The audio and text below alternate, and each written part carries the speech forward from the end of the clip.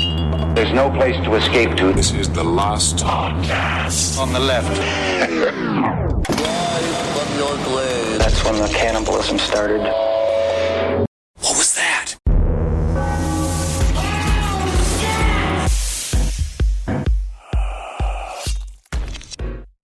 My therapist this morning had to ask me to stop talking about the Black Plague. Oh, that's exciting. Yeah. She was like, maybe this has nothing to do with what we were talking about last week. You kind of wanted to talk about some issues with your parents. And I was like, good on you, dear Katie.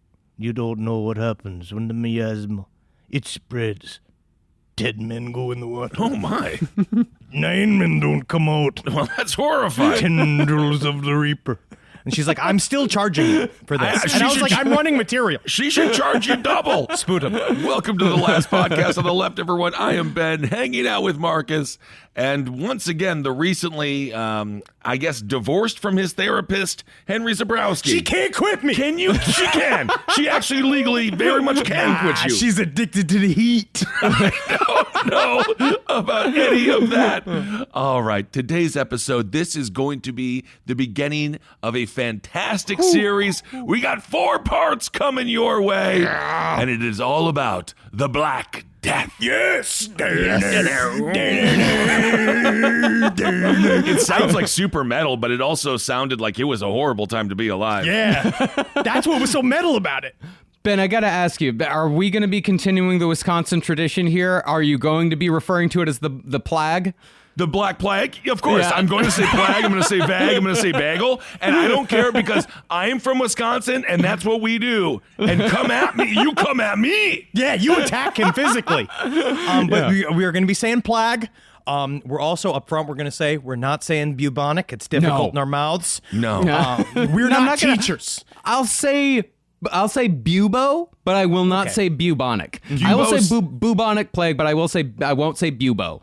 Bubonic We'll say sounds, bubo. Bubonic sounds like a pubic hair that's gone rogue.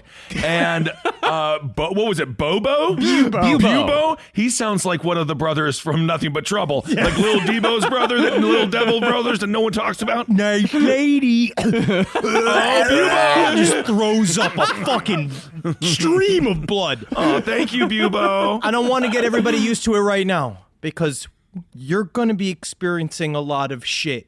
Yeah. In this episode Liquid and in this shit. series. I mean, actual shit. Yeah. Feces, yeah. Yeah, it's a lot. This is great. Put on your swimming cap, folks. The Black Death, a.k.a. the Great Mortality, a.k.a. the Big Death, was a medieval pandemic that killed over a third of Europe in the 14th century, described by some as the worst century in history to be alive. I was up all night with plague nightmares. Oh. That is true. I definitely had a dream that I was an NPC in Skyrim walking through a village while people are going, because I have never experienced a prep for last podcast and left that had more people screaming, just openly screaming for years, ever since Robert Irvine's nudes were leaked. Oh, my You ever goodness. seen the guy from Restaurant Impossible? Yes, I have. Restaurant Very Possible. What a guy. We're using the Foster scale that quantifiably measures death, physical damage, and emotional suffering. The only event in human history that was more catastrophic than the Black Death was World War II, making the Black Death the second worst thing to ever happen to humanity. And that's ahead of World War I, which itself killed 20 million people. Woo! Now, Marcus, tell us why you're excited about it. I'm excited about it because this is history. I've been waiting for this fucking episode for years. I've been wanting to do the Black Death ever since I read The Great Mortality, which we'll talk about later. It's such a fantastic book. But man, I'm so excited about this. This is some fucking deep, dark, insane human history. Absolute. I'm just so happy. Millions and millions of people died a horrible death so we could do this podcast It's in content. 2021. Yeah, it's Isn't that amazing. nice? They're so happy. Hey man, it changed the world. We'll get into the ways that it changed, Oh, yeah. actually changed the world for the better, Oh. lest ye want to still be a serf, my friend. No, but I we'll get into that don't. later later on. I really, really don't. If you listen to certain authors that we've read this week, they talk about how this time period, while it only lasted, quote unquote, 3 years, the main chunk of it, if you were to zoom back into this little window, like if you went into any random Tuesday in 1347, it would be the single worst thing you have ever seen in your life. What if they revere you as a god? They don't. They don't because they'd hang you because God did this to them. What? That's what I also will say. What's fun about the bubonic plague? It's all God's fault. Oh, my. And it's been God's fault to them. They considered it God's fault, but they were like, thanks, God. And they're like, step on me, God. I mean, if you're God, that's a hell of a reality show. Just watching everyone shiver and die. This is a great season, People God. burying their children in shallow graves, and the dirt can't go up high enough, so the dogs are going in and pulling their fucking noses off, and they have to beat off the dogs. They have to beat all the dogs that are also plague-stricken, so all the dogs are covered in sores going, they're throwing up blood. You're throwing up blood, burying your family. What an odd time to find romance. Yeah. And you have to imagine it had happened. Somebody fell in love during this time period. It was kind of romantic. Maybe. Well, besides just people, the Black Death killed almost everything on legs, infecting dogs, cats, birds, camels, rabbits, lions, and almost 200 more species with an infection that's almost, but not quite, as bad as Ebola. Whoa. And we don't know exactly how many people died in the Black Death because the worst plague years occurred over 700 years ago. But the widely accepted figure for European mortality was 33% of the population. 1/3 of the entire continent was gone. Yeah. Ooh, all right, guys, you got to choose. Who's it going to be? Who's dying here? Oh, yeah, it's people don't use the turn signals. Oh, yeah? Number All right. one. I'm going to say out of us three. Oh, out of us three. Henry, you got to go. What? I'm sorry. I have to go. Yeah, because sorry. Marcus and I were technically you were the last one to join the podcast. Yes, Yeah. I know it was episode 2, but Last technically, in, last in, first out. Unfortunately, I'm going to have to say all 3 of us are going to have to die. God damn it. That's how it is. I think we got to all go together. All right. All right, fine. 9/11 rules. We'll jump together. But that means that between the time that the plague arrived in Sicily in 1347 and the time that it roared into Moscow in 1352, Europe had lost 25 million of its 75 million inhabitants. But 33% is just the overall continental figure. Some cities lost 60% of their population, and entire villages throughout rural Europe were wiped off the map completely, which makes counting the total losses that much more difficult. Also, the diseases, and we'll talk about this because what's really fun about the Black Death is that it's all theoretical, baby. All of this shit, when every single idea of where the plague came from and how it spread and exactly what happened, it's all just the piling up of various journal entries, wills that were made, various inventory records, like historians talking about it, but from the perspective of terrified people running from the plague. So we still don't know the origins of this Black Death. We'll get to it. Okay. We got a pretty good idea, and like recent science has actually helped us to understand stuff about the plague a lot better, specifically about the genetics and which places did actually have the plague and which places didn't have the plague. That's the funny thing. That's the amazing thing is that we're actually like right now is like a fountain of new plague knowledge in the last new knowledge about the plague. Yeah. I'm actually getting some information here. Oh, we have Alex Jones with us. Yeah, it was made in the lab. Yeah, it was basically made in the lab. Thank you, Alex. In the last 10 years, like we've learned more about the plague than we had in the last 200. Oh, wow. It's fucking crazy. But those numbers that I just talked about, that's just in Europe. The plague actually started in Inner Asia, but because of how many wars were going on in Asia during the 14th century, particularly in China, it's hard to give an exact number of plague deaths. What we do know is that from 1200 to 1393, half of China died. Oh my gosh. Dropping their population from 123 million to 65 million. You know, to be honest, though, this would be the heyday for Dr. Pimple Popper. Because of all the pus, all this would be if you're into popping like No, bro, because that's the only way you got the bubonic version of the plague was by popping those pimples. That's it. you want to leave keep the pimples alone. Dr. Pimple Popper spread the plague. Worst of all, though, is that while the Black Death is considered to have lasted about 4 years, the second pandemic, as it was called, lasted for centuries. What? After the initial wave that killed tens of millions, the Black Death came back every 10 years or so to the point where the plague was just a normal, recurring part of life that could still kill a quarter of a city well into the 19th century. And even then, it was just replaced by cholera, which is a bacteria that causes you to shit yourself to death. At least you're having fun. It's like Pennywise the Clown. It is. It just comes back every 10 years, 20 Again. years, 30 years. Again and again and again, because it's not a virus, it's a bacteria. It can travel in different means. It could do different shit, and it's also very fast-acting, which is also what's really interesting about the plague, is the fact that it has massive spikes, because what it does, it kills you so fast, depending on what type and what version of plague that you get, it kills you so fast that you don't even know you have it. Oh, you feel fucking shitty one day, you can die within the day of the symptoms kicking in. Damn. You don't know it's just sitting inside of your body. So you're really just, all of a sudden, you have the plague, then everybody else you know has the plague, and then everybody's fucking dead 72 hours later. Jesus. There was one person who told a story that said that they went to an inn, everybody was fine, and then when they woke up the next morning, everybody inside was dead but them. It's like the movie 28 Days Later, but real? But real, and it happened. Oh my God. But that's also what's fortunate about how fast it murders you is the fact that it has nowhere to live. So then the plague burns itself out really fast, but it just takes using a lot of humans as kindling. Yeah. Okay, so it's kind of obese. It's an overeater in some ways, the bacteria. Yeah. But before we get into the whys, wheres, and hows of the Black Plague, let's acknowledge our sources for this 4-part series.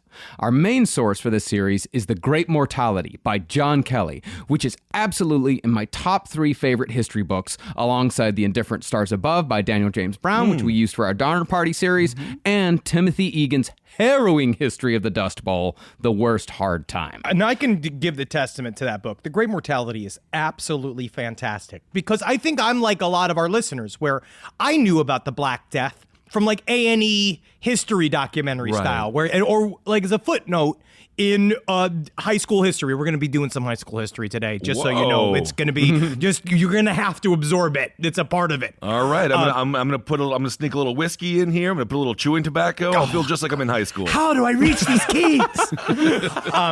But I was really astounded, especially upon reading The Great Mortality, just how intense this whole thing was, and just the level of panic and fear, and what was happening to humanity as a whole, like the trauma that we experienced in that decade. It changed everything. It changed the whole fabric of society. I'd also give big ups to the great courses on Amazon I watched on. I had 24 hours of fucking plague. Okay, I'm in it, Bubby. It sounds like you are in it, my friend. Let's get into it. But in addition to that book, we've also read a ton of articles and watched a slew of documentaries. And for color, we've chosen The Time Traveler's Guide to Medieval England by Ian Mortimer, which is both delightful and horrifying in its own way. It's so good. It's such a worthy part of your library. I was flipping through it, and they said that people had to wait in line to get hanged. I'll be like, that's the worst part about getting hung, is like waiting in line, just be like, can I get an easy pass? Can I skip the line? Can you just hang me already? I am done with this. Now, as far as to what the killing machine that actually caused the Black Death is, and I say is because it's still around. What? yeah, Yeah, dude. buddy. We People die of just plague. got out of. I can't emotionally handle that idea. People I can't die- handle that thought in my mind right now. Seriously, don't worry. The only way the Black Death would make a comeback is if society completely and totally collapsed. Yeah, which will only take a giant solar flare. All we need is, which we're due for. We're due for a big solar flare, which is true. And talk about existential threats. Of all the existential threats in the world, it just hangs out. The plague just waits to wake up. I do not like this Richard Ramirez bacteria. Well, the culprit is a bacterium called Yersinia pestis, which is a different sort of organism than the viruses and parasites that we mostly deal with today. Thankfully, the plague can now be treated with antibiotics, even though it still has a mortality rate of 10% with treatment. It's like Mike Tyson. He's fat, but he's still dangerous. Don't even let him hear you say that. Oh, I'm sorry. Jeez. But back in the Middle Ages, nothing was as bad as the plague outside of maybe leprosy. Concerning the different ways that plague can kill a person, there are actually 3 varieties, each deadlier than the last. The first is probably the most well-known, and the one we'll be focusing on for this series, the bubonic plague. Oh, you do say bubonic. It does sound ghost-centric. Yeah, it sounds Oh, yeah, the bubonic. Yeah, I always think bubonic, and then it's like, oh my God, did tits start this? Honestly, I'm here all day. they grow next to the tits. They're the next to the titties' tits? neighbors. Oh my God, titties shouldn't have neighbors. Unless it's me. You're not a neighbor, you're an intruder. Well, after the bubonic plague enters a person's bloodstream through methods we'll discuss later, the bacterium begins to build up in the lymph nodes where it multiplies, resulting in the onset of flu-like symptoms within 2 to 6 days of infection. Eventually, those infected lymph nodes will hemorrhage and die, often becoming necrotic while the victim is still alive. So you begin to rot. All of these really focus on the fact that you begin to rot while you're breathing. Can you imagine the odor just walking down the streets during this time? I'll get into the odor here in a second. After the flu sets in, the body will begin to show egg-shaped bumps called buboes in the general region where the virus entered the body, as well as near the groin. In fact, the word bubonic comes from the Greek word for groin. Yeah. Essentially, it's groin plague. Nutsack-like. Oh, mama, okay. Now, these buboes are extremely painful and can become black with infection. And one plague doctor in the 17th century actually survived his infection by lancing and cutting away his own buboes one by one as they popped up by himself for 6 weeks straight. What those buboes become filled with is liquid plague. Like your blood becomes Like the like movie this soup. Alien? Yes. And so when you pop it, if you already have it, it's fine. But just the slick black mucus and pus that's inside of those things, if it touches your skin, much like Ebola, you got it, buddy. Dang, all right. Well, people like this plague doctor who survived often came away from the experience with deformations, like a permanent crook if the bubo was in the neck, or a limp if the infection attacked the thigh. And if you were deformed coming out of it, you were fucking lucky, because that meant you survived. I do think it was really fun in the Time Traveler's Guide to Medieval England. They were like, if you're in the 13th century, in the 14th century, just know for a fact that if just living your life, if you're not an aristocrat that has been sitting on pillows away from everything for forever, even then, you still have horse riding accidents, training accidents. You walk crooked. In medieval England, you don't have whole limbs. You have got broken feet. You got twisted backs. Everybody's, hi, how you doing? Hi. Everywhere they go. It is nothing but hunchbacks. Well, maybe they're very wise, and of course they're great at ringing bells. They're dumber than they've ever been. Oh, okay. Well, famously, theyese buboes are said to be the inspiration for a nursery rhyme that I assume children are still singing today. Ring around the rosy. Now it's all Jojo Siwa. Yeah, you probably can't even say ring around Rosie anymore. Yeah, it's cancel culture. Yeah, you can't even say ring around. What's it? Yeah, it was Rosie, but you saying? Wow, these guys, the boys are really going there. Cancel culture. They're going there. Finally, someone saying it. I'm saying it. I'm going there. Well, the rosy is the inflamed bubo. The pocket full of posies is the supposed preventative measure that didn't work. The ashes are the ashu of plague sneezing.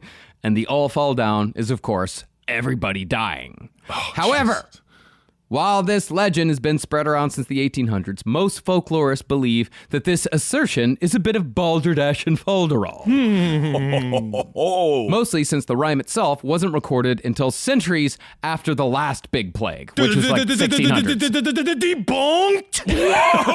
There's going to be a lot of the debunk alarm is going to go off several times during this series because we're going to do a little bit of debunking, but we are going to do some rebunking. Mm-hmm. And we're going to do a fair amount of you really didn't know how fucking awful it was. Debunking, you no longer have to live with your brother. You both got your own rooms. Rebunking, you went to college. You have a roommate. Yep. Extended adolescence. I've heard adolescence is going right up to 45 now. I really hope so. So following the appearance of buboes, purple splotches would begin to appear on the chest, back, or neck of the victim, which was usually a telltale sign that the victim was in fact going to die from the plague no matter what was done. Hey, Doc, tell me, do you think I'm gonna live? I do not.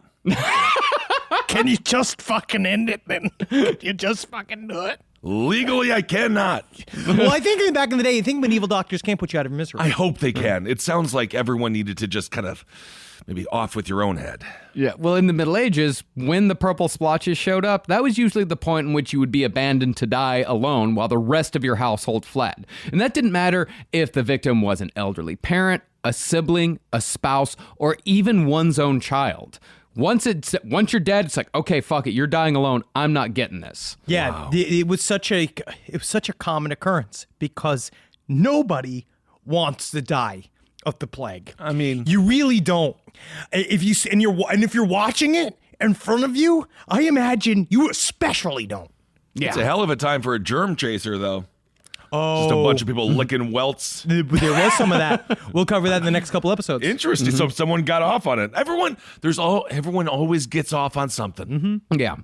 Well, the victim would at this point both look and smell as if they were about to die because they would be surrounded by an overpowering stench that combined sweat, spittle, bad breath, anal leakage, excrement, and quite possibly blood vomit. If you're lucky. Oh my God. The smell would also be accompanied by the extremities such as the toes, fingers, lips, and the tip of the nose turning black and falling off, which is, the Black Death. And once the body turned gangrenous, death was inevitable. Yeah, because then the infection's literally coming from your own limbs. Oh, my God. But this is kind of a combo of the two different types of plague. Well, this is a combo of two of the types of plague, right? Because you have the bubonic, which is you can get the boils and shit. But then I believe it's called the semiotic. The semiotic plague, which is that you start to liquefy. Where your body, the membranes in your organs break down, very similar to Ebola, and that's where the black and red patterns come on your body, is that it's literally the blood from inside of your arteries and veins working its way through your muscles out to the surface, where you just slowly become applesauce. I haven't said this in a while. I haven't said this in quite a while, but gout, get out! Finally. Oh, Jesus, this is horrifying. Things are going to change in 2022. Just cut to the one guy jerking off profusely as you slowly die because he's the ultimate germ chaser. Now, as horrifying as this sounds, the bubonic plague is actually the best kind of plague to get because it has the highest rate of survivability. It only kills about 60% of those infected when it's left untreated. You could go to the doctor in medieval times. What? Covered Were in there buboes. doctors? There were doctors. Okay. They, a lot of times were technically also wizards. But if you walk into a quote-unquote doctor's office in medieval times covered in buboes, and you can go like, tell me, how am I looking, doc? They can look at you and be like, looking pretty good. Because you only have a 60% chance of dying. Oh, my God. Well, exactly. Doctors around that time would have looked at you and said, well, it all depends. Was your infection come upon you when Taurus was in Leo's sign? Was Saturn coming into Sagittarius' sign? Then yes, you have a chance. Honestly, doc, I've got to tell you, I've shot out my lung this morning. And that can happen, I guess. But also with you just rolled in, but they probably wouldn't even see you. Because at that point, the doctor would be running screaming from you. Yes, interesting. Mm-hmm. The next deadliest form of the plague, pneumonic plague, is airborne and infects the lungs, causing the victim to spit up blood and spray plague into the air. This one kills the victim within days and has a mortality rate of 95%. I'm like getting hives. You know what I mean? This whole series is like, I sit sometimes and I read all of the information about the actual virus or the actual bacteria, and I sweat. Like I'm gripping the book. The book, the edges of the book are wet. Yeah. It Goes seems... right past me. Oh, wow. Well, obviously all of our ancestors survived. Yeah. Yeah. I guess. I don't know. But the worst plague by far is the septicemic plague. Thankfully uncommon due to how fast it kills its victims, septicemic plague sends a rush of toxic plague bacilli through the bloodstream, killing the infected in just 15 hours with a 100% mortality rate. You become a walking, thinking pile of plague. Yeah. Like you just you just turn inside out, and it just killed you too fast to be effective. Yeah. The plague has very controversial opinions. Very controversial opinions Yes. on what's going on. Wow. So I guess I want that one just to get it over with as quick as possible. They all said that the pneumonic plague was the best version to get. Just get it done with fast. You're just out. You're in and out. You barely even know. You can die within the day. I don't think anybody wants a septicemic plague because it's not good. Even even it's a short time, but I imagine you really feel every second. Yeah, I would imagine your body just lights on fire with fever. Like, it's just probably the most painful. It feels like burning to death slowly, I would The whole imagine. time you're just like, what the fuck, man? What the fuck? And they didn't even have the John Wayne Gacy doc to watch on Peacock. They just had to lay there staring at God knows what. But bubonic plague was the thing. You also become a non-person. You become a walking vision of death. So no one wants to be around you. Even if you do live, you're like, please just go use a bit of ugly. And everyone's like, God, they just run from you. Because I was thinking about how lepers, I was talking about, you know how they identified lepers back in the day? They put a sack on you and you carry a bell. And if you go, that is the truth. So people don't have to see you, and then you ring a bell to let people know that you're coming, so they can go inside. Isn't that nice and demeaning? I'm so happy they figured it all out. I mean, with leprosy, like you do fall apart. Like you just fucking fall apart. And this is a time when they didn't understand fucking anything about anything. Not really. You say fall apart. I say you get little skin chips. The worst apparently is when your nose finally melts into your skull, and then you get, this is true, the river of melted nose gunk slides through your skull hole into your throat, and then it makes you hoarse because your liquid face hurts your throat. Wow. There's no bits in this episode. No, it doesn't sound like it. This is just pure horror. It sounds like you could make for a great AM radio voice, though. Cancel culture. We go there. But concerning the Black Death, with which this series is all about, there are some scientists who don't believe that the Great Mortality was a bubonic plague at all, but was rather a result of a highly infectious outbreak of anthrax that came back again and again and again. Ian Curtis, how fucking dare you, bro? How dare you? Wow. See, anthrax is an incredibly hardy bacterium, so tough that anthrax spores have been discovered in soil that had covered an animal killed by an anthrax infection 70 years previous.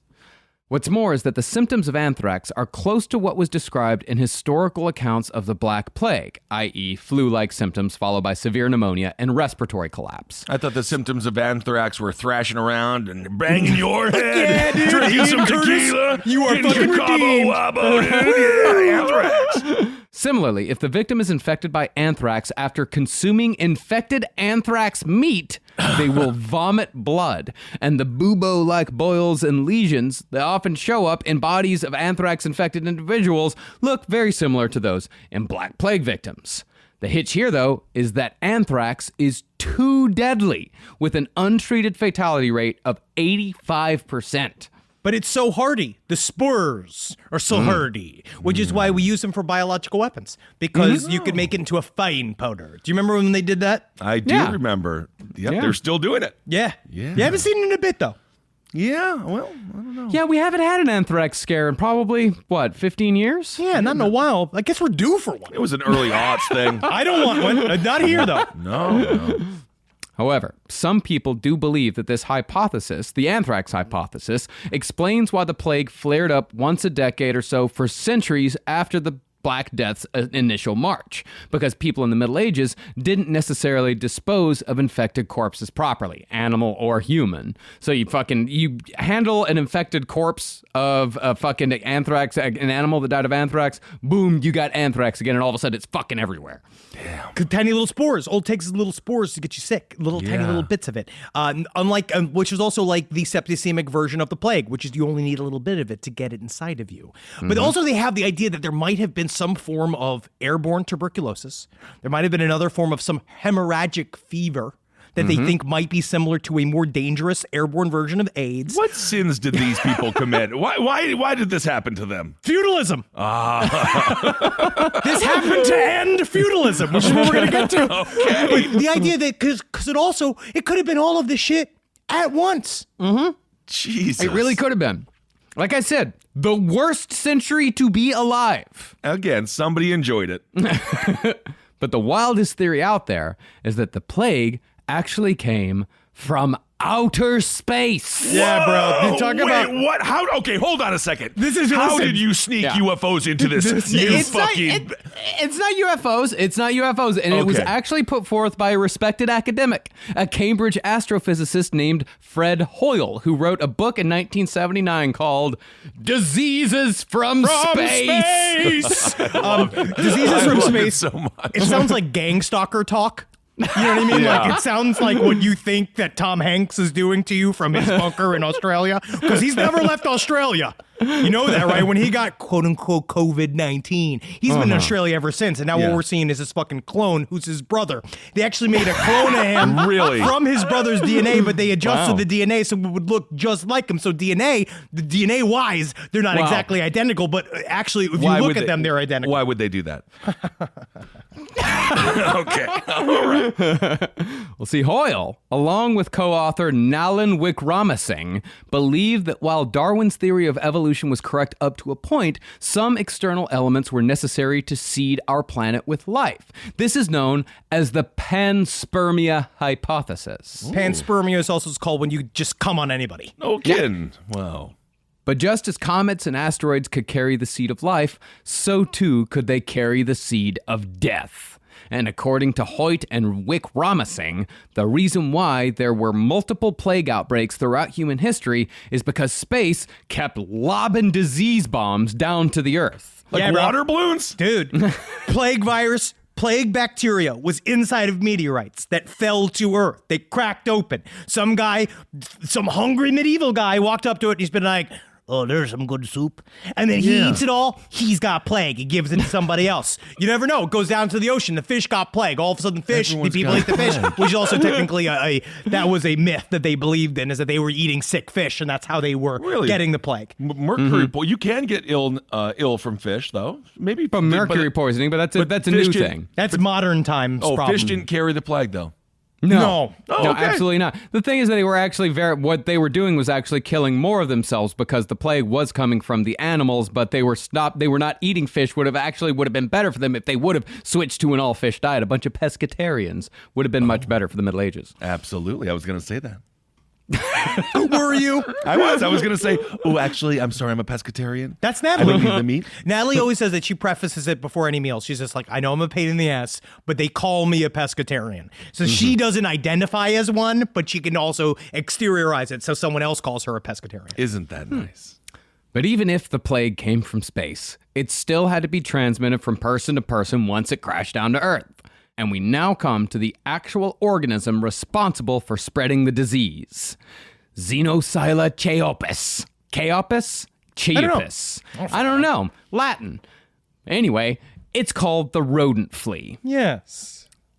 Now, we'll get to all of the which rodent caused what plague argument here in a second. I'm already upset. I'm upset because it sounds like if all of this comes from the rodents, they just needed a few beagles and they would have snuffed it all out, and then the plague would have been gone.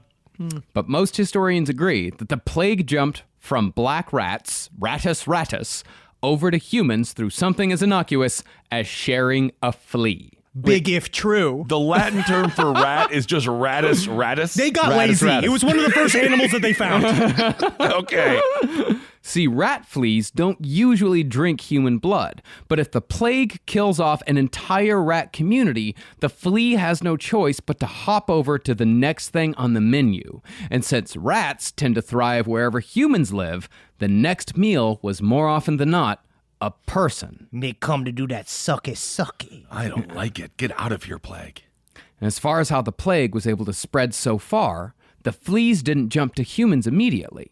See, a flea can go 6 weeks without feeding, meaning that by the time it said, fuck it, let's have some human, it could very likely be hopping out of a grain or cloth shipment that had traveled hundreds of miles from its origin point. And fleas also don't have a sense of time, so they don't get bored. Yeah. Well, thank God. They're very good at the base, though. Red Hot Chili Peppers. Travis, cut that out. If you thank you. No, that was fun. Please, if you could, just miss a request from You're you. going to cut my flea joke out? Thank you very much. Very good at the base, Red Hot Chili Peppers. Just snip that out. Big Lebowski. It's very easy to lift out. Okay.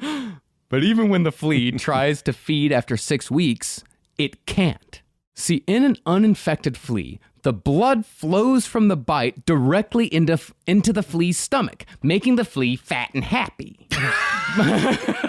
Just get all fat and sassy. Yes, the soup woman. I love Just her. like her, but if she was fucking chock full of blood. Oh, I see. Which she is. I guess she is, yeah.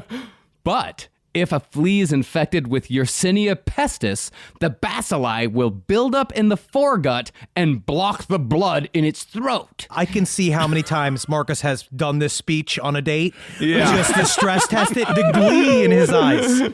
And since the flea has no higher thought function, it just keeps biting again and again and again because it's constantly hungry. And since the infected blood isn't being digested, the flea turns into a mobile hypodermic needle that vomits plague blood into every single bite it makes. So you said you're from Texas, or? Wow. That's really amazing. Rancher family, you must really have a lot of trauma, I'm guessing. Near Malungo? Are you near Malungo, Texas? Oh, yeah, I'm about 2 miles from Malungo up to the north, but if you take I-45 now with 6 clicks to the south, you can get Toprinka, you could get Glunkel. Oh, I love Glunkles.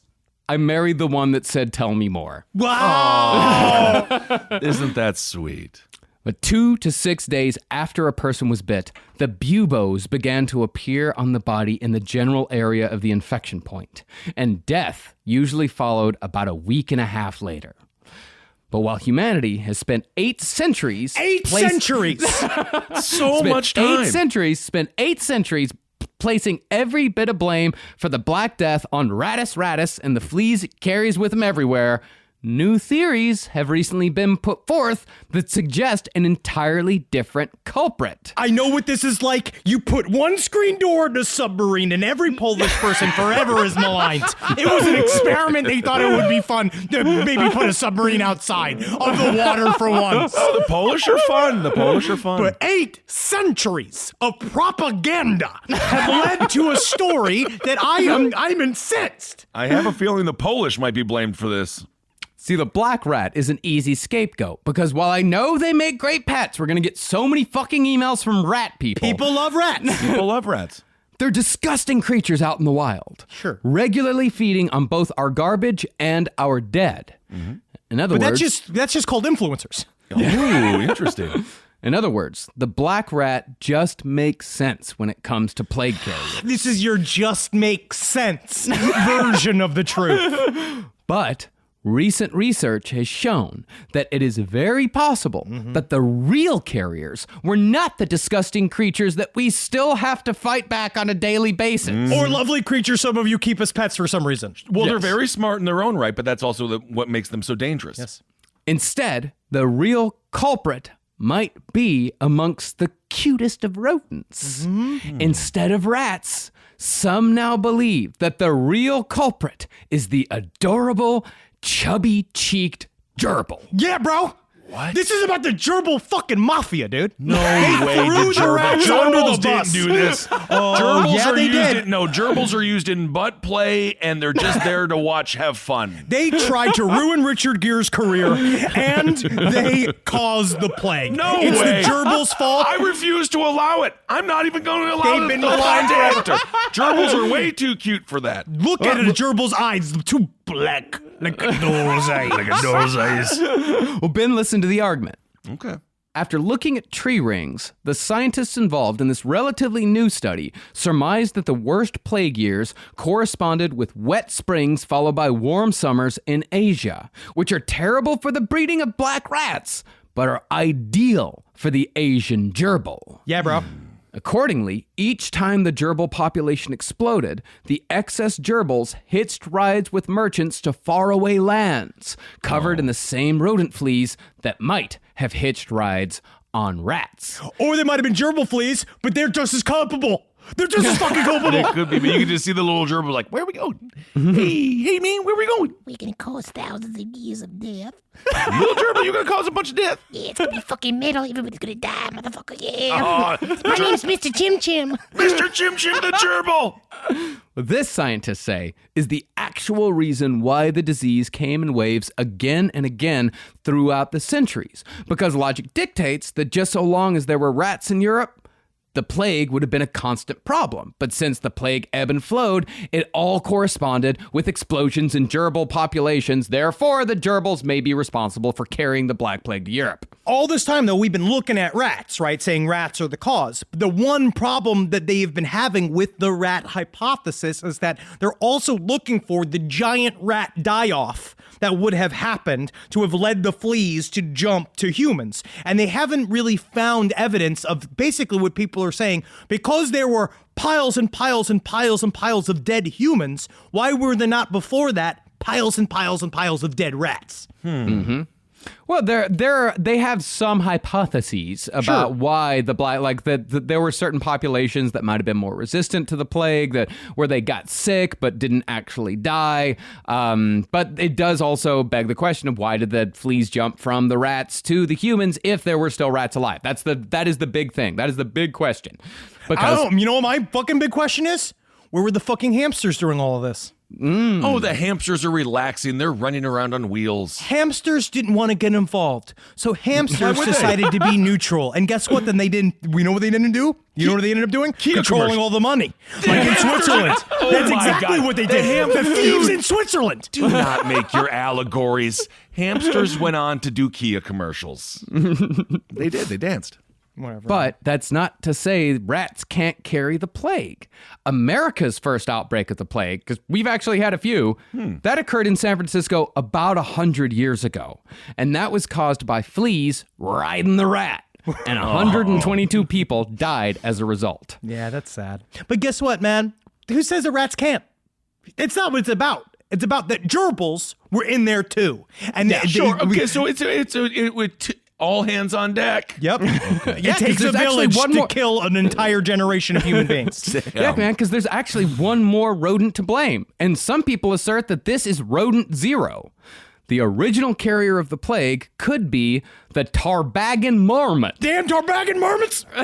To bargain marmots. Yeah, the Tarbagan marmot. They're native to the Eurasian grasslands, and they were a favorite source of leather for marauding Mongols. Why know do I how- feel like I have to take my hat off that I'm not even wearing and start stomping on it and just screaming at the heavens for a bad crop this year? Okay, so you know how much I love my Tarbagan marmot hat that I have and my Tarbagan marmot shoes. You've been going to bargain marmot crazy. I am. And I've actually been like, when's the Tarbagan marmot fad going to end with you? Hashtag Tarbagan marmot fever. I am lit about it. Tarbagan marmot, not Tarbagan. Tarbagan. Tabagan. Anyway. Yersinia pestis actually lives on in this marmot today. Yeah, I bet. And the strain that the marmot carries is the most virulent in the world. So much so that marmots are still found with bloody froth around their nose and mouth owing to a pneumonic plague infection. Or heroin overdose, man. Get a it's Narcan from- in there, man. Yeah, get Narcan if you can. And it's from these same Eurasian grasslands where the marmot still frolics that the strain of Yersinia pestis that caused the Black Death originated centuries ago. Now, from what we can surmise, Yersinia pestis is a fairly new bacteria. It evolved somewhere between 1,500 and 20,000 years ago. And while it has all the infection agents necessary to kill everyone on Earth, It fails to do so because the bacilli cluster near the infection site instead of spreading to the organs. Whoa. Well, I don't. What do you mean? Well, if the plague would spread to, like, say, the liver or the spleen, then the plague could be spread to every single bit of the body. The plague would become like the bubonic plague would become like the septicemic plague. But because it clusters in the lymph nodes, it doesn't spread to every single bit of the body, and the fatality rate is 60% instead of 100%. Oh, so that's why they swell, because literally they're getting filled with disease. Yeah. Yeah, And of course, clusters. it is really sad what happened to the Domino spokesperson, Noid. He is now lymph He's noid. back, man. He has cancer. Yeah, it's lymph noid. Lymph noid's a sad noid. Yeah, it is. Imagine that ad campaign, though, when he dies of cancer. You're getting the sympathy points. My one last wish is that you'd get a Meat Lovers this Friday. Thank you, lymph noid. The other weakness of the plague is that it doesn't last long on surfaces, and it requires a temperature between 50 and 80 degrees and humidity above 60% if it is expected to thrive.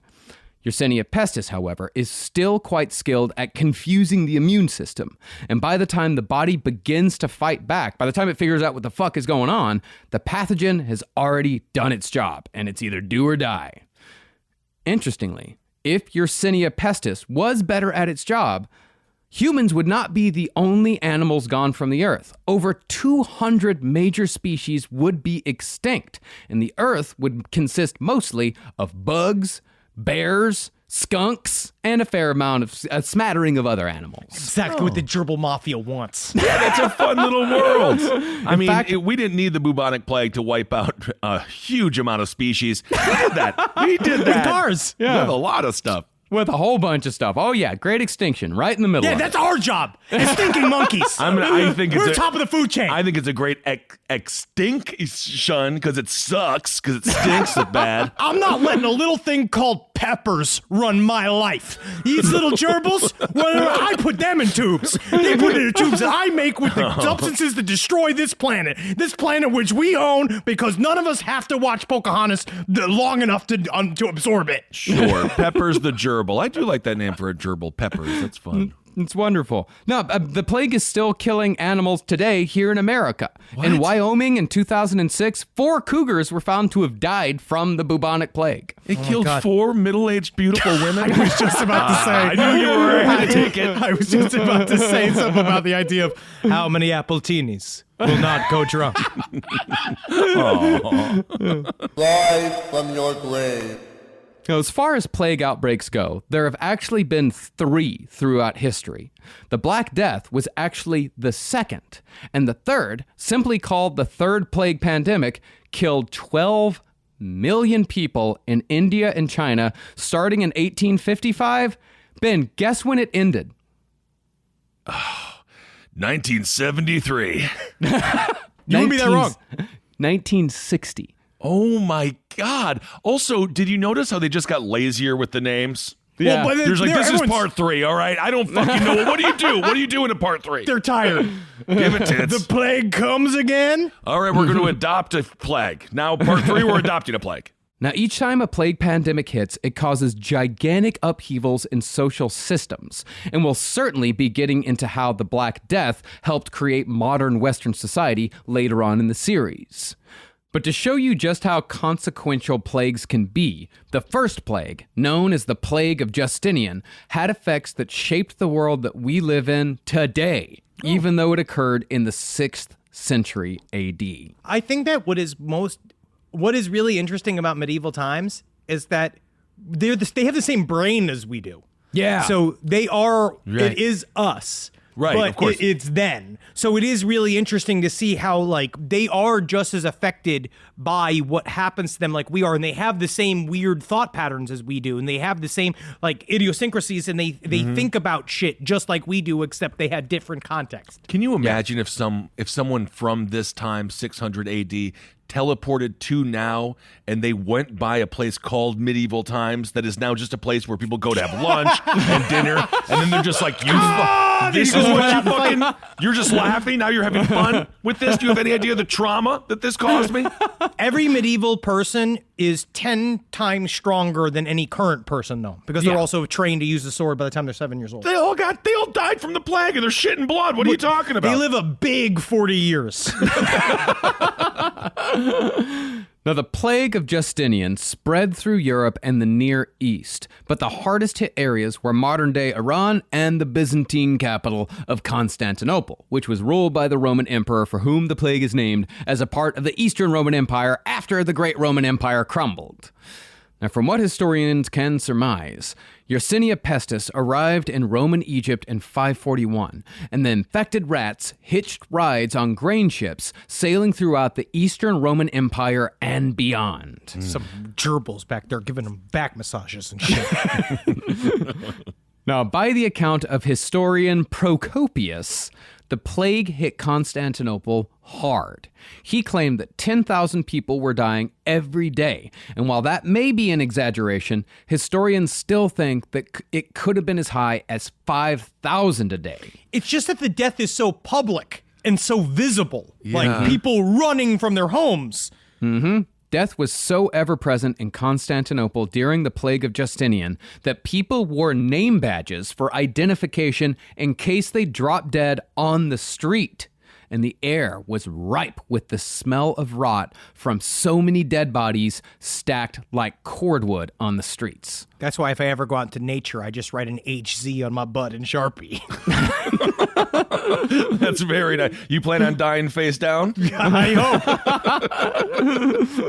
The plague of Justinian also made appearances in Italy and France. And in France, so many people died that they ran out of coffins, which was sort of a moot point anyway because there weren't enough people left to carry those coffins. Hear me out, guys. One big fucking coffin. They did. It's called a trench.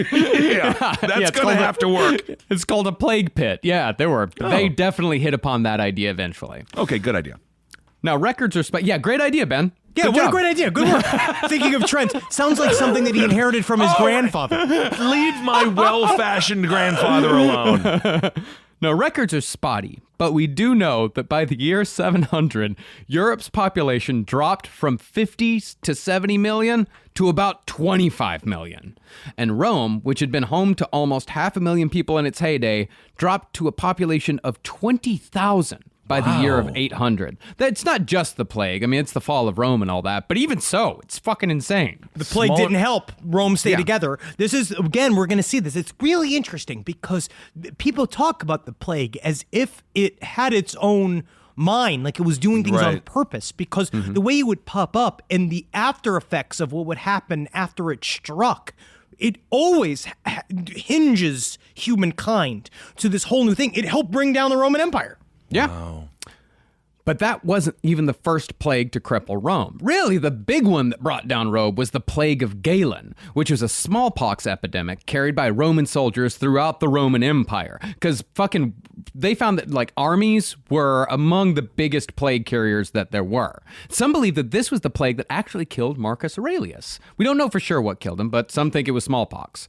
I saw the movie. He didn't die. Yeah, no, he just kisses a lot. Yeah, he's quite handsome, man, yes.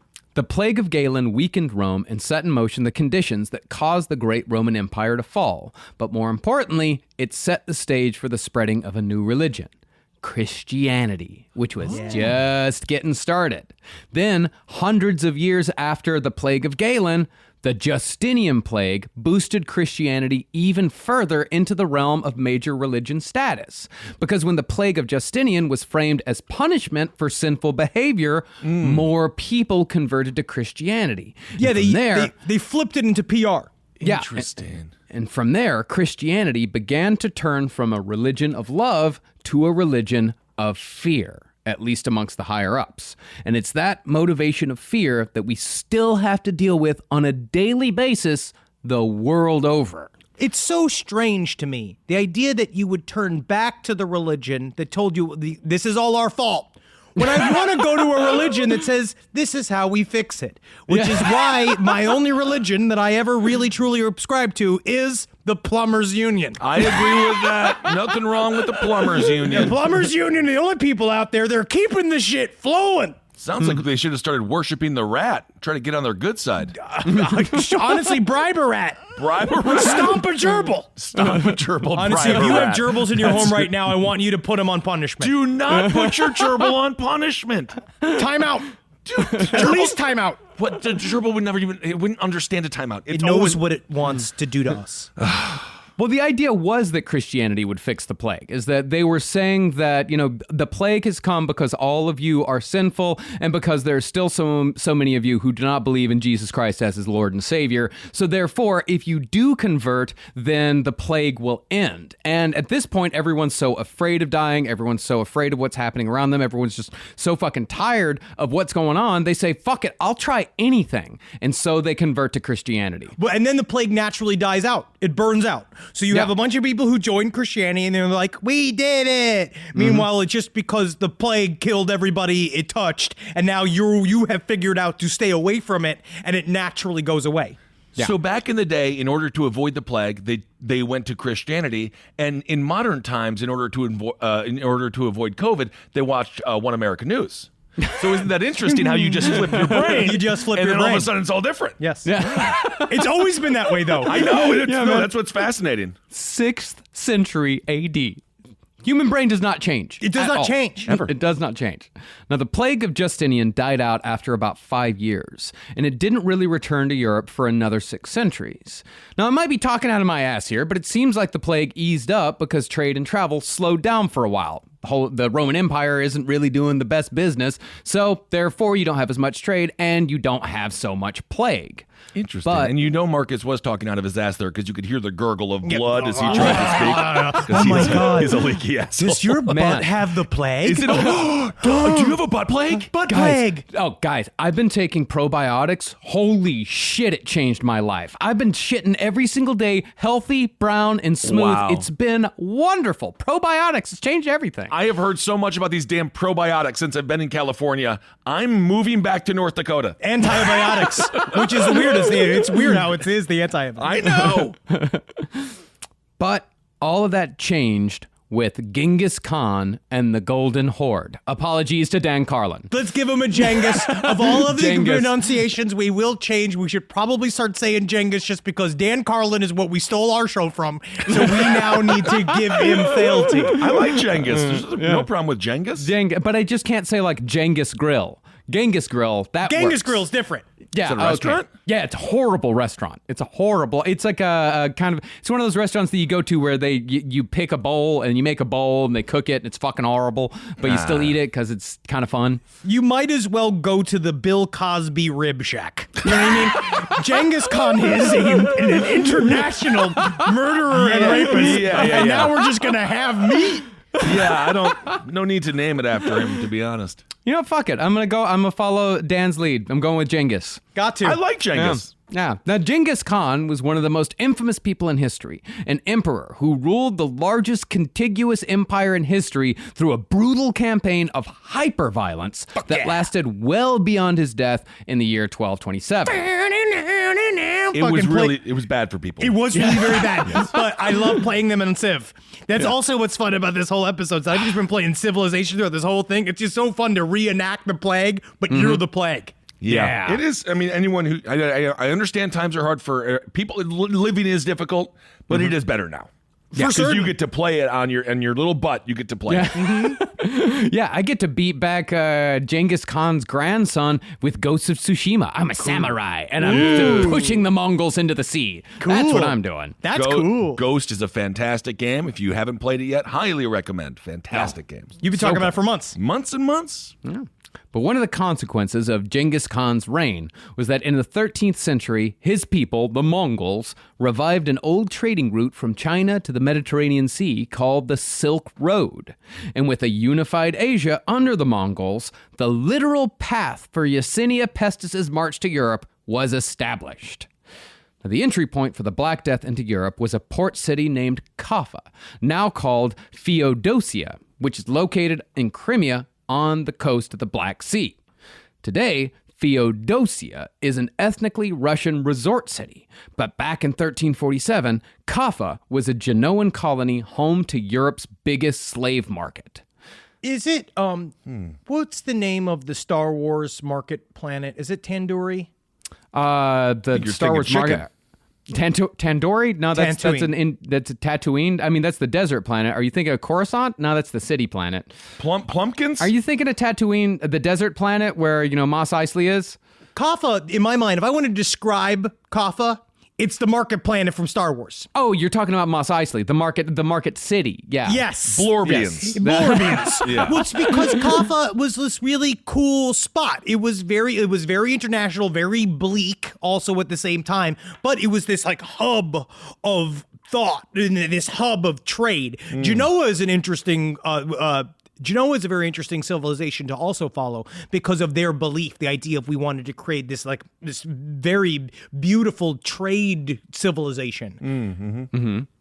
Now, Kaffa was in a centralized position in the Eurasian continent, and when the early bursts of globalization came between 1250 and 1350 as a result of Mongol expansion, Kaffa was perfectly situated to exploit the new trade opportunities.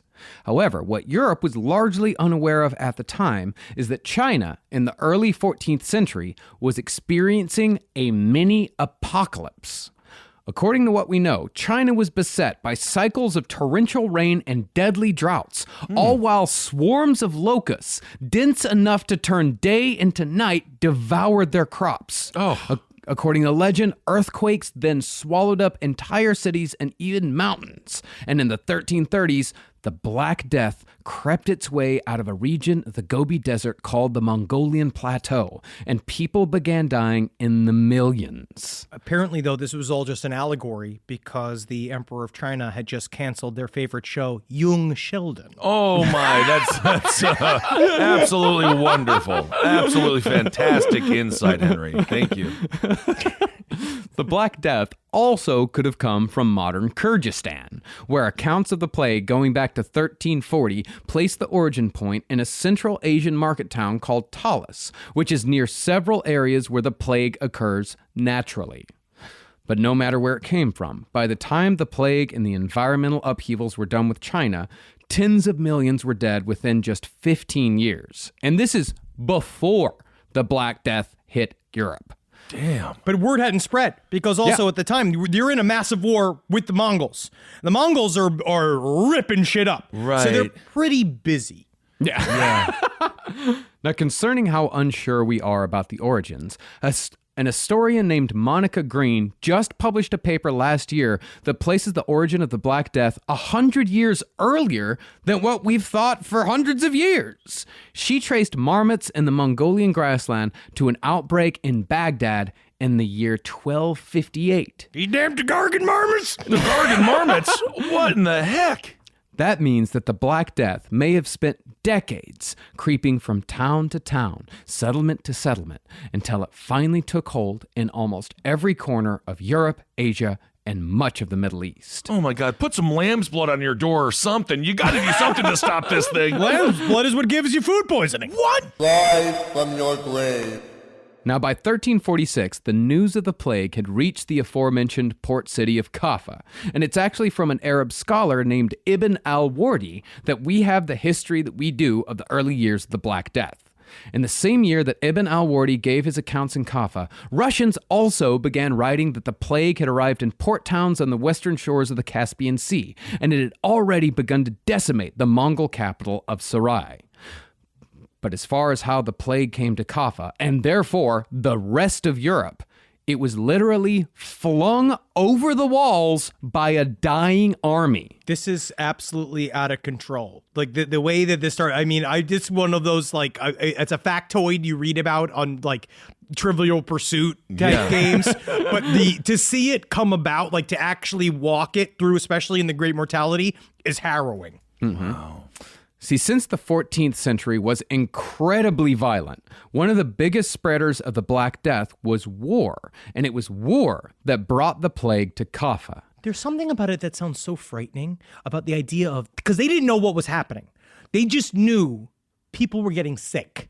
They were like, this fever is happening. And they have no clue what was coming, because it started happening a little bit in Kaffa, and then all of a sudden, it just explodes. I don't know, man. You mentioned the Caspian Sea, and now I can't stop thinking of latke from Taxi, Andy Kaufman's character. Yeah. Where he's like, I'm from an island off the Caspian Sea. Can you imagine him It's sunk." screaming with lungs full of fucking blood and he's dying and there's a Dominican monk next to him just like peppering him, just going, soothe. And then he fucking dies? It is how he died, dude. Oh, yeah, how that's he right. died. He Holy used to fucking go do all those weird things where they take chicken guts out of him. He's like, I think I'm good to go back to acting. It's like, I don't know, dude. See, as we said, the Black Death comes from fleas hopping from rodents to humans. And rodents love war because it produces food from both ends. From the grain and meat fed to the living armies and the garbage they produce to the bodies rotting on the battlefield. So, when the Golden Horde came to Kaffa to take the city, led by a grandson of Genghis Khan, they brought rats.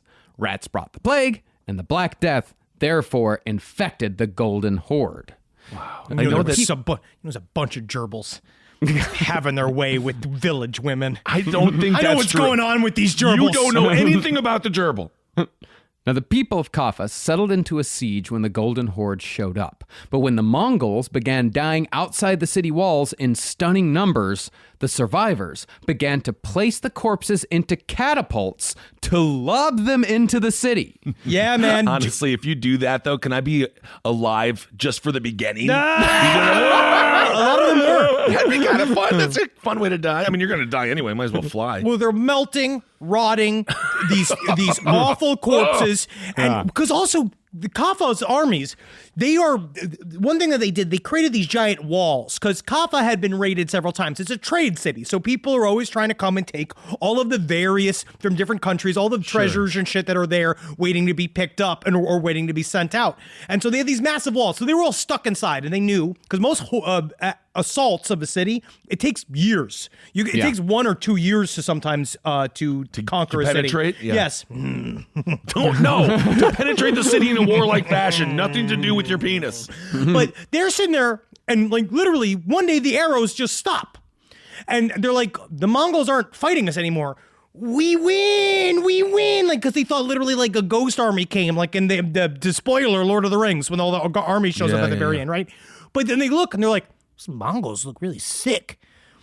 What's that coming over the wall? Oh my God, that's a fucking dude. Gee, biological weapon, man. When this shit, like, because when these bodies are rotting, they are fucking, I mean, they are absolute, I mean, they are falling apart. So when a body hits after a catapult fucking throws it in, it explodes. Yeah, bro. So it's like 2 weeks. It's like 2 weeks after Halloween. The people who still have their pumpkins out on their front stoop. Yeah. It's like Yes. that. Oh, Yeah.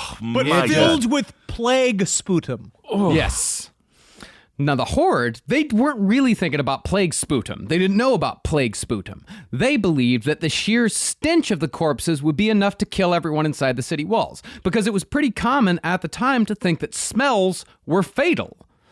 Logically, this kind of works. They never shared a studio with Ben Kissel. Wow. I actually don't stink.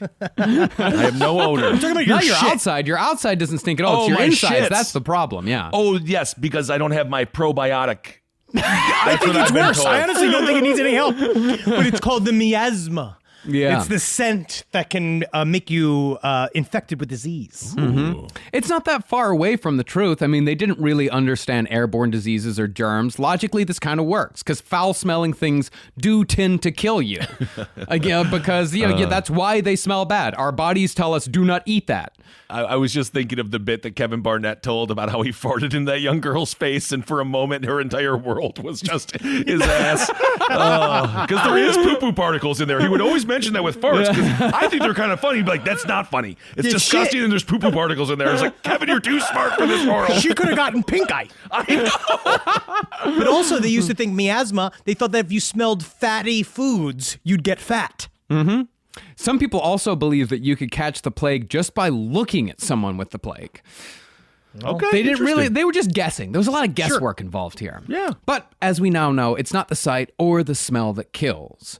Rather, the corpses, when they exploded, they poisoned the water supply. And the fleas riding those corpses quickly hopped to living victims.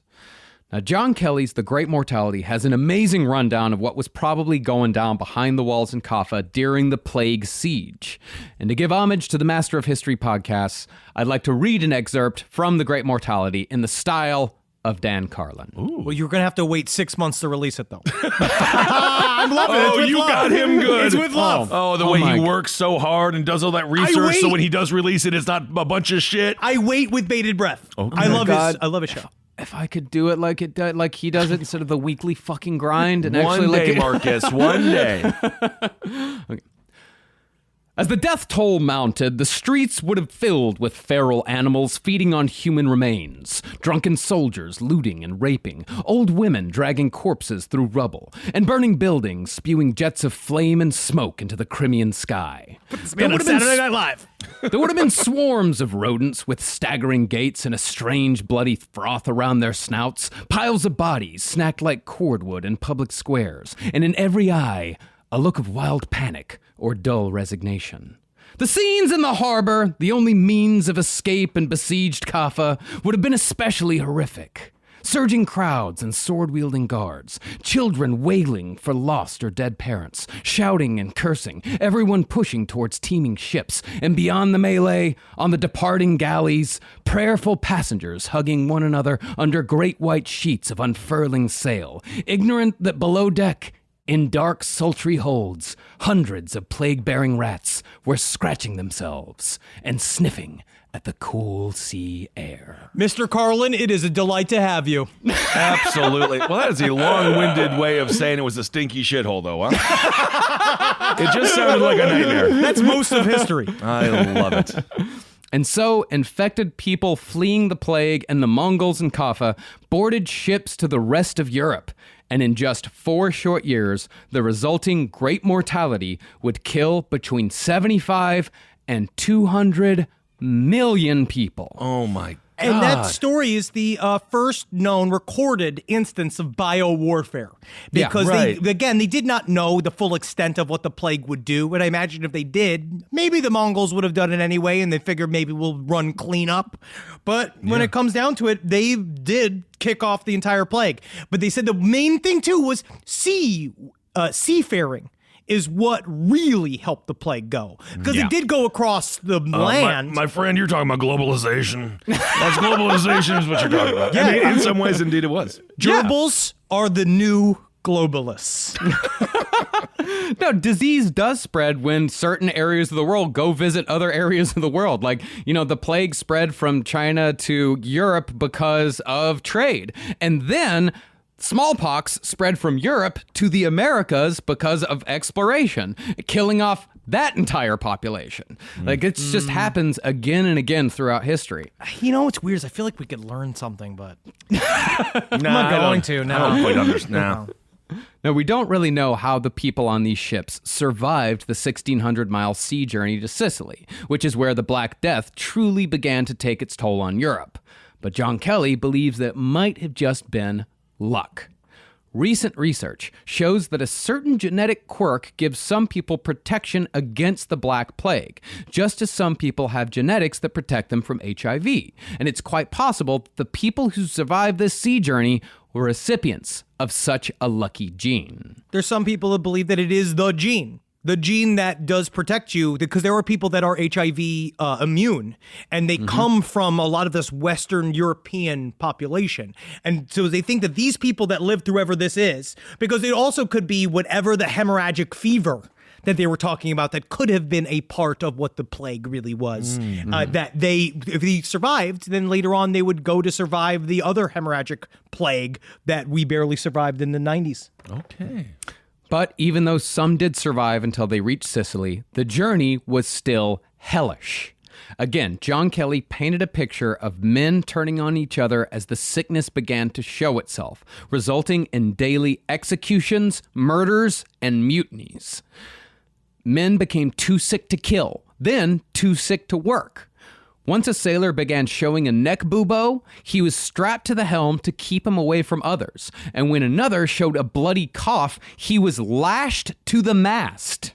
What is well, it just seems like you're adding more suffering to the situation. They didn't know what to do. They literally had a guy who's racked with fucking fever, and then they have to tie him to the mast, and he's just up there going like, you think maybe you could get me some soup or something? And then they're like, fuck you, Saki. I mean, to be honest, he was the first car ornament That's kind of nice. When somebody's trying to rip them off at night.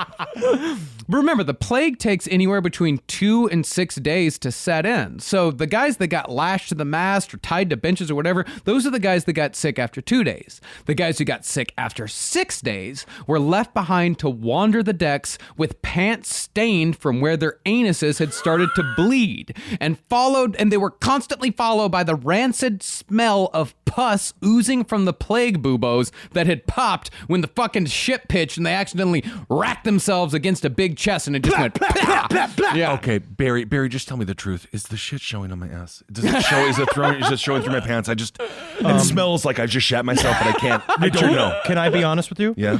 I think you might be entirely covered in shit. That's what I was afraid of. Yeah, it's on your skin. Yeah, that explains it. Those that died on deck were left to roll around as the waves pitched the boat from side to side. And when the ships finally arrived in Sicily, the people at the dock were met with mangled dead bodies that had burst upon a rail or the mast, showering the ship with black blood and rotting intestines. That's where you just need one, maybe a Polish man, short and stout person to take his leg and just push push the ship back to sea. Say, "Oh, thank you for coming, bye," and then just get it out of there. Well, because they thought that they were just running from the attack, so they showed up basically being like, "We hope everything's okay," because they sent word ahead of time. Essentially, the Mongols are attacking us.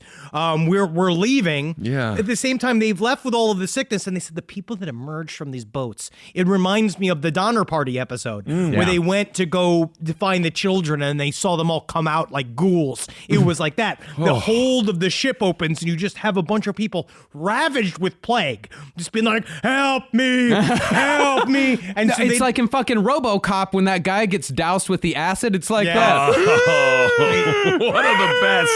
One of the best deaths ever. However, the Black Death would not have been able to annihilate Europe as thoroughly as it did had Europe not been in a particularly vulnerable state. Because, as I can't stress enough, the 14th century was the worst century to be alive. Gerbils are to blame. I mean, really, the only people that are having a good time were probably the people living in the Americas, because they were completely cut off from all of this. They got all the weed, bro. They're sitting there, they're just fucking doing peace pipe, explaining to each other how they can't own rocks. Having a great time. I mean, of course, their worst plague centuries are coming a couple of hundred years after that, but they still miss the Black Plague. Oh, we'll get them. We need to listen to the Native American. We are guests in this country. It's too late. It's not. No, it's not.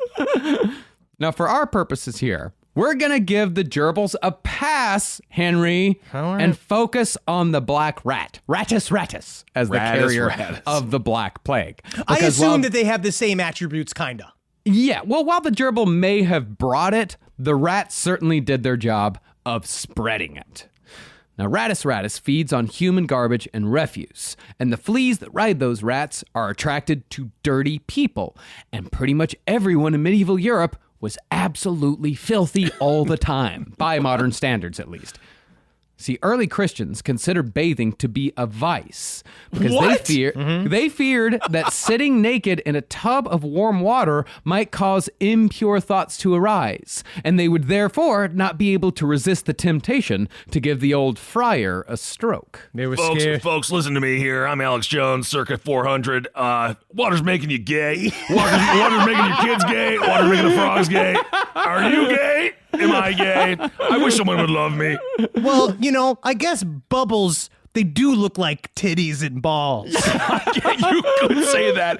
Wow. I'm starting to think this Christianity thing is just a little bit of bullshit. But it's weird because the upper classes would bathe and they would show it as because again. Once a month. Yes, but that was big for them. How are you? Can you just imagine trying to have a fun time? I'm just going to say it, muff diving. Of course. Imagine what that is like. Medieval England, they talked about how oftentimes you'd go to be bathed. But so it was weird because prostitution was also legal. So you could do certain things as long as you were paying for it. It was cool. And if you went to a location where it was okay to do it, it was cool. It was still technically a public shame. They didn't want you touching yourself, but somebody else could jerk you off. Well, they were right about the prostitution being legal, but then you also, the key to that is being clean. Yeah. Well, in London, it was actually only legal on one street that they called Cock Lane. Yeah, hell yeah. Oh, Cock Lane. I walked down that street backwards hoping to get lucky. That's great. Now, the boner fear eased up a bit by the Middle Ages, but the Christian world was still scandalized when word got around that King Edward III of England had bathed 3 times in 3 months. That was his tan suit. Scandal. You know, This is the king. Oh, the king. Oh, I'm taking baths 3 times in 3 months. Mr. loves his soap. It was also soap at the time was made out of fucking pure salt. So if you soaped yourself too much, Jesus. your skin would fall off. Like that's why all the brag women from back in the day, they always had gimpy limbs and they had pink rotten fingers. Furthermore, most medieval Europeans didn't change their clothes more than once a year, which of course attracted more fleas, which brought more plague. But one of the biggest causes of plague was the European city itself. Now, medieval European cities were horror shows from the moment you walked into the city gates, particularly the English ones. If you were to stroll into York, for example, you'd see the blackened, rotting heads of criminals and traitors displayed on poles next to arms and legs, riddled with maggots and flies, hanging by ropes. oh, Jesus. Well, this seems like a great place for a comedy club. Honestly, You're going to need to laugh. they're going to need a laugh.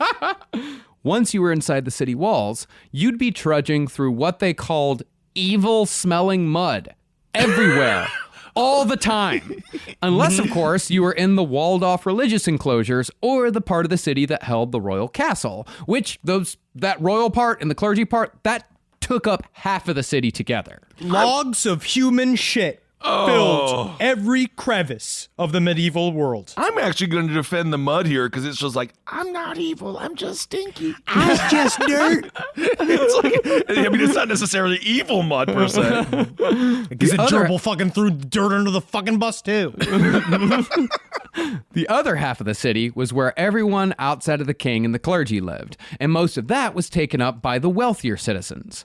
What was left to the majority of the population were overcrowded, thinly walled, highly permeable homes that were easy targets for the many plague-infested rats already on their way.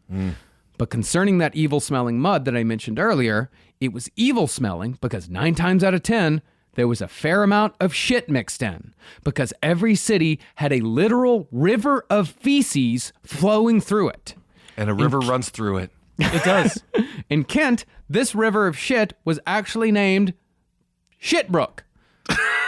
Shit, bro. I do like that, like, these terms are still around today. This is recent history in many ways. Sort of. I mean, kind of recent. I could sort of see our ancestors, like specifically Kissel and I, like be the guys that their jobs are to mash the shit with poles, which was a job. Mash the shit. We'll get into that in a second. We'll be talking about that was an actual job with a title. I'm actually going to say this. All 3 of us would just do turd races where you take a shit and then you put a little flag on it. You're like, that's Kissel shit, that's Henry shit, that's Marcus shit. Start shit, and then see who wins. Which shit wins? It would be, but you got to make your own fun. You have to make your own fun. It's like you're in solitary confinement, but it's global. We will eventually get to, I believe, episode 3. We will cover the most famous comedian of the time. Have you read anything about Cola? Yeah, We'll get into it. The funniest man during the plague. I can't wait. I can't wait to hear those bits. If he fucking talks about gas pumps not working. No, we're about to talk about shit a lot. But that's because dealing with the logistics of shit was a large part of every medieval city dweller's life. Ideally, a person in Kent could shit in the toilets on the city bridge while they were out to work for the day. You actually tried to time your shit around the time you were around the bridge so you could shit in the toilets that then plop down into the river. That makes sense to me. I time my shits about when I'm close to home. Yeah, naturally. Yeah. But most of the time, people shat in chamber pots in their house. And once the pot was full, it would be dumped out onto the street in shallow open gutters that fed to a central dumping point, which was usually a major river like the Thames in London or the Seine in Paris. In London, you actually had people whose job it was to keep the river of shit flowing. The people up top were called the Beatles. There's some shit over there. You're gonna have to get that hustle in there, all right? What do? You breathe? You breathe on it? You blow on the shit to get it moving? What the hell do you do? I am an executive. My job is to... I legislate. I delegate. Very nice. Great leadership. Now, the ones at the bottom of the hierarchy of feces were the rakers. Yeah, I certainly like doing my job because it's simple. All I gotta do is get the shit and I beat off the fish because I say that ain't food fish. That's shit. But the fish don't know. And then we're eating all the fish. They eat all the shit. It's shit. Yeah. Yeah, you're eating shit. Yeah. Yeah. The rakers' actual job was to walk around the city and dislodge stubborn turds from the gutters. Someone had to do it. And if a dead body happened to end up in Shitbrook, This is a tragedy. if a dead body, How'd you end up here, you lolly gaga? if a dead body was to end up in Shitbrook, it was also the raker's job to dispose of the shit-covered corpse by, again, tossing it into the river. Oh my God. Hey man, it's in the river. The river, it just goes away. and goes and Yeah, goes. it goes away forever. There was so much shit everywhere, all the time, that sanitation legislation had to be passed where legally people had to shout, "Look out below," 3 times before they tossed their cold buckets of piss and shit directly into the street. Oh God, what a horrible fucking time to be alive. But wouldn't it be kind of fun to toss the shit? Yeah, once. That would be fun, yeah. Dude, you're gonna get some on your fingers, though. Of course. Yeah, I already do. I don't. Because all the hairs. They need to add this to the medieval times exhibit. Like, I'm sick of these actors fake fighting. There should be one big shit dump in the One middle. big shit dump in the middle of it. Oh, yeah, the Renaissance Fair shit pile. Yeah, like, it where you has go to and visit happen. the shit pile. Yeah, now with the new term, the what was it? The hashtag photo dump. That's all I think now. It's just rivers of shit. Shit was actually such a part of life that French, Italian, and English cities named entire streets after human waste. In Paris, you had Rue Merdeux, Rue Merdelet, Rue Merdosson, Rue des Merdons, and Rue Merdier. And that's all just variations on the French word for shit. Mill. That's incredible. That's poetry. Beautiful language. It is a beautiful language. That actually sounded quite romantic. Paris even had a piss street. They called it Rue du Pipi. They called it the fucking pee-pee street. That's fun. I mean, hey, man, after a good night at the bars, every street's a piss street. Can we do a live album from there? Can we just go and do like live from Pee-Pee Street and we walking across Pee-Pee Street like it's Abbey Road? And England was no better. They had a Shitbrook Street. They had Pissing Alley. It was all there. But by accounts... At least you know where to go. Yeah, that's why they did it. Like, it's where to go and where not to go. Absolutely. Don't piss on the fucking Alamo, man. Go piss on Piss Street. But by accounts, perhaps the worst place to live in the 14th century, and the place where my ancestors likely lived and died during this time period, was London. Oh. Now, medieval scholars are always quick to point out that London in the Middle Ages was not as disgusting as people like us make it out to be. You guys always joke a lot, but it's not that bad. It's just because you got a whole fucking avenue that you shit in and everybody's dying and Seems it's just disgusting. this entire slave class that we work to death. It's horrible. And while I'm sure it wasn't all shit rivers and rat dungeons, it was still by any modern measure revolting and cruel. Like, concerning the cruelty, let's just talk a little bit about the humor of It's my favorite. of medieval times. It's my favorite. Let's see. According to the Time Traveler's Guide to Medieval England, the height of humor in the 14th century was sarcasm. But sarcasm was reserved for the upper classes. For most people, the funniest thing in the world was hurting other people or watching other people get hurt. It still works. It still works. For example, groups of children would lay nooses on the street. And when some absent-minded passerby forgot about street nooses for just a second and stepped in the draw, the children would pull and hoist the man up by his ankles, bashing his head on the way up. That's funny. Got you, Pinata Man. That is funny, though. Got you. Yeah, the little shitty rascals. The boys would then demand a ransom from this man. And all while the entire neighborhood refused to help and, in fact, pointed and laughed at the poor man's misfortune as their entertainment for the day. That's Twitter. It makes sense. I also, my favorite game I saw was that they chose the dunce for a day. It's a guy. They have this one game that they used to play where one guy's chosen and he's allowed to kiss anybody's wife, right? So he's allowed to. Is this true. real? This This is is real. true? He'd go and he could kiss anybody's wife, and all day long he'd go kiss, kiss, kiss, kiss. And at the end of the day, the fun part was everybody whose wife he's kissed was allowed to beat the living fuck out of him.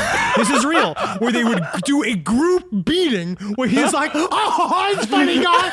It's funny you're doing this. And they're all laughing and enjoying it.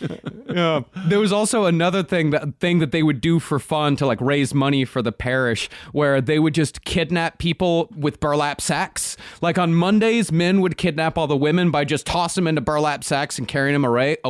And then on Tuesdays, all the women would get together and kidnap all the men in burlap sacks and carry them away. It's like a Sadie Hawkins dance. Why do I feel like medieval times, we were just more us? You know what I mean? Like, we were more authentically human than we are now. Like, now we're lying to each other. You're onto something. Yeah, maybe.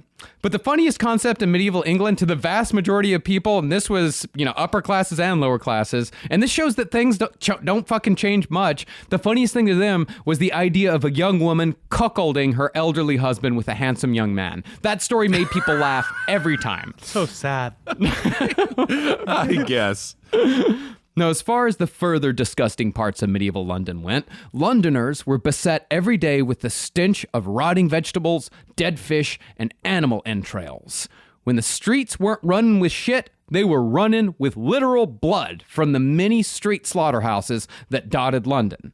As a result, rats were absolutely everywhere in London, along with roaming packs of wild pigs that refused to go away no matter how many times Londoners tried exterminating them. It's like American tourists. Come on, everybody. Hello, get out of here. Got him again. Big Got boys. myself. Did it to me. You did it to yourself, yeah. But it's not like any of those Londoners were actually eating any of the meat that the slaughterhouses were producing. Most peasants lived on boiled cabbage and bread, while all the meat went to the upper classes. And we now come to the three estates. Okay, ladies and gentlemen, remember, this is sixth period. You're back in 11th grade. I think I maybe took this in 11th grade. PTSD, dude. Marcus, you gotta teach Kissel about feudalism. This is really important. You're not the real teacher. You're a substitute. Oh, You're no, an asshole. you gotta break through his You don't defenses. understand. You gotta charm him, Marcus. Yeah. Okay, all right. See, medieval society had three sections that the people on top claimed were created by God. Oh. The three estates were those who fight, which was the aristocracy, those who pray, which was the clergy, and those who work, which was almost everyone else. And guess how the percentages broke down? I can't wait to hear. Basically, those who fight protected those who work from men in other countries and cities who were those people's ones who fight. And the clergy made sure that everyone went to heaven. Oh, on our behalf. Isn't that nice? They got to go to school. I love it. The one nice thing about the erosion of the middle class is that there is no buffer from the poor to the wealthy. So we'll look out. Absolutely, and they would love to bring back feudal times. Because what we did this time during this plague, our current plague, they decided to take the worker class and name them essential. And they gave them this like fun little, we did the pots and pans and we applauded for them while they worked themselves to death. Yeah, and then they put a lot of people out of work and made them feel worthless. Well, at the top of those who fight, you've got the king, and below him are the lords, dukes, earls, and barons who carry out the king's orders. The clergy is pretty similar, although the papacy at this point in history is a fucking mess that we'll get into later. Among those who work, the peasants, there's also a hierarchy, with the people on the absolute bottom being the countrymen. Those are the people who are born into sheer servitude. Above them, you've got the serfs, who are forced to work their lord's land 3 days a week so they can obtain the privilege to pay rent on a piece of land. Oh, thank you. Thank you for the opportunity to pay you. And they could only leave if the Lord gave them permission. They're also called villains. Or villains. The worker were called villains. That's fascinating. That is actually fascinating. Yeah, but it's spelled differently. It's spelled E-I-N-S. Yeah. Doesn't count. Then it doesn't count. Now, most peasants were serfs, and they weren't technically slaves because they could own property and were considered free men in the eyes of the law. But the Black Death was about to come and wipe this whole system off the board in one of the few examples of the plague changing the world for the better. Okay. But outside of the three estate systems, you had... Actually, we would not be in the three estates. We would be outside of it because that's where you had merchants, doctors, lawyers, and entertainers. And that includes... Yeah, that includes... Well, we're certainly not fucking doctors or lawyers. And that includes jugglers, acrobats, and jesters. This was the first time there was anything sort of like a meritocracy, even though there wasn't, because it was still about money. It was really about if you made enough money, especially as a merchant, or somebody that was an artist, like a famous artist that had a really powerful patron, like somebody that would pay for you no matter what, so you get to just show up and be a fun guy, right? True. A real question. So you're a great juggler. You got all the balls up in the air. How do they pay you? Is this a patron chooses you and says, essentially, you're my fucking juggler. I'm going to pay you to do juggling because I like the way you juggle. And the way you juggle represents me. That would be like a lord or a duke. Yeah. Maybe, or a merchant. This is the merchant class. This is the first time it came about. So we started to see the feudalist system start to kind of change a little bit because it changed again by money. Because once you had enough money, you could essentially look, dress, and act like you were aristocracy without the family name. Sure. But even though this exploitative system was in place for the majority of Europe, things were still looking up before the 14th century from a purely biological point of view. Sometime in the year 800, Europe entered what was called the Little Optimum, which was a period of minor global warming that caused agriculture to thrive, and it resulted in a burst of technical innovation that changed the world. We've let Marcus go into his nerdiest rant that he's about to do at the very end here, because this is Marcus explaining and exploring the world of medieval inventions. I am actually fascinated. You're doing a good job, young Ben Kissel. I'm on my ADD medication, perhaps, but I am focused. I am focusing. He put down his water bottle full of gin just so that he could listen. This is fascinating stuff. This is how the smallest things can change the entire scope of human history. Okay. First, someone invented the horse collar, which redistributed weight away from the animal's windpipe, and it increased horsepower by a factor of 4. Wow. Another person invented the horseshoe, which improved the horse's endurance. Wow. Someone else, and this is the fucking most fascinating one, someone else invented a new plow, which allowed farmers... This is fascinating. It is. I am starting to get a little bit bored. No, the plow, it allowed farmers to till heavier soil. And because they could till so much more soil, they had so much more room to grow food. And because they had so much more room to grow food, people lived longer. Women would lose, 5 babies instead of 7. And so as a result of all that, plus favorable weather, the European population tripled from 25 million to 75 million between the years 1000 and 1250. I knew this also was going to come as soon as I saw the word fucking agrarian in every book, because they say agrarian again and again and again, which I still don't particularly understand what it means or what it is, but I assume that all of this is agrarian business. It's very much agrarian, yes. It sounds like it. But that increased population also resulted in an explosion of trade. In the year 1000, people hardly traded outside of their small communities. But by 1280, cross-continental land routes connected Europe to faraway lands.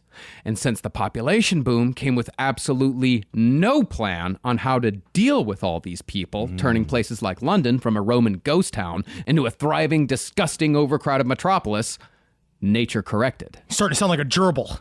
Whoa! After the Black Death took humanity down a peg or two, it would take parts of Europe 150 years to bring their populations back to pre-plague levels. And it's with the plague itself rampaging through Europe, country by country, that we're going to continue our tale of the Black Death next week, starting with the Great Famine that made it all possible. No one's ever said the words Great Famine I know. so excitedly before. What's so great about it, you know? Well, we're going to get through these next two episodes. The next two are basically going to be about how many ways a human can scream. And in how many different places a person can scream. Scream and die, and what happens when they scream and they die. And we're going to see how humans reacted to this plague the same way we as humans reacted to COVID-19, the way we reacted to Ebola. Like the fact that the same kind of... AIDS, the way we reacted to AIDS. Absolutely. Denial, partying, family annihilation. Blame it on butt stuff. Straight up. And I can't wait for you to see as much death as we've already seen just as researchers. All right, everyone. Well, thank you all so much for listening to this episode. Absolutely interesting, fascinating, and another reminder, history repeats itself, but we're not in maybe the greatest timeline. Didn't see that on my 2021 bingo, but we are living in a nice time. No, we have antibiotics now. Yeah, which is great. And apparently probiotics, which are evidently very needed for the human tummy. They're wonderful. It's brown, it's smooth, it's big, and it's regular. Shit? Wonderful, wonderful, wonderful. What's happening? I love it when he describes his shits like they're Datsuns. All right, everyone. Well, we can't wait to see you. We'll see you in Grundy. Oh, my goodness. That was 2 weeks ago. 2 weeks ago. That was 2 weeks ago. We'll see you in Red Rocks. Red Rocks, because that's what Marcus had before the probiotic. He had Red Rocks in his asshole. We can't wait to see you in Colorado. It'll be so much fun. So we're super excited. And just keep on supporting all the shows here on the LPN Network. Thank you so much for your support. Do we have any? Henry and I will be traveling a bit around California to go sling some sweet vape weed. I don't know when the time is, but on the 24th of this month, we're going to be down doing a meet and greet at Whedon, which I'm very excited for. We're going to be peddling our wares. Speaking of the merchant class, we are both the juggler and now the merchant as well. I'm very, very excited. We will announce that time very shortly. Yep. We have, I don't know when we're going to announce all of the rest of our dates for 2021. It should be sometime soon. Very soon. We have anything else we got to fucking sling. I gotta say, we have released the final episode of our series on the Beastie Boys over at No Dogs in Space. Nice. 6 parts to this series. If you've been waiting until now, until the entire series is out, to listen through, now is the time. It's out. It's available. We're very proud of the series. We worked our asses off on it. Carolina did a great job of research on this whole thing. She learned the history of hip hop for this fucking episode, for this series, awesome. and it's And now fucking insane how hard she works. She can do the fun thing that we have to do each and every week, where you download a bunch of information and then you delete it. Yep. And then you also don't remember like important dates of your life or memories of like old friends and shit. You delete those too. It's weird how that happens. Yeah. Oh, and the big thing is to remember, no last stream this week. We're going to be out of town. We're going to be in Red Rocks, so we're not going to be able to do the stream. Yes. We'll be back in 2 weeks. We shall be indeed. All right, everyone. Thank you for listening. Hope you're happy, healthy out there. You don't have the fucking plague, so I guess everything's cool. Not surrounded by a bunch of rivers of human flowing shit. Let's just be thankful for what we have today. Okay, everyone. Hail yourselves. I keep my shit in a bowl. You're disgusting. Hail Satan. Okay. I just let it sit. Don't let it sit. Oh, it's having fun. It's on vacation. Flush the toilet. How many bowls? Don't even do this. How many bowls do I have? This show is made possible by listeners like you. Thanks to our ad sponsors, you can support our shows by supporting them. For more shows like the one you just listened to, go to lastpodcastnetwork.com.